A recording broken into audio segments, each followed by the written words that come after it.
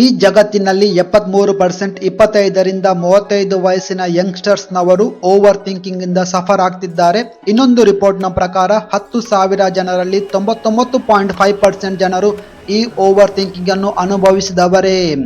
ನೀವು ಕೂಡ over thinking ಇಂದ ಸಫರ್ ಆಗ್ತಿದ್ದೀರಿ ಅಂದ್ರೆ ಅದರಿಂದ ಬಚಾವಾಗಲು ನೀವು ನಿಮ್ಮ ಪಾಸ್ಟ್ ಮತ್ತು ಫ್ಯೂಚರ್ ಬಗ್ಗೆ ಅತಿಯಾಗಿ ಥಿಂಕ್ ಮಾಡೋ ಬದಲು ಪ್ರೆಸೆಂಟ್ ನಲ್ಲಿ ಬದುಕಲು ಕಲಿಯಿರಿ. ನೀವು ಪ್ರೆಸೆಂಟ್ ನಲ್ಲಿ ಮಾಡೋ ಕೆಲಸದ ಮೇಲೆ ಫೋಕಸ್ ಮಾಡಿ ನಿಮ್ಮ ಪೂರ್ತಿ ಗಮನ ಅದರ ಮೇಲಿಡಿ.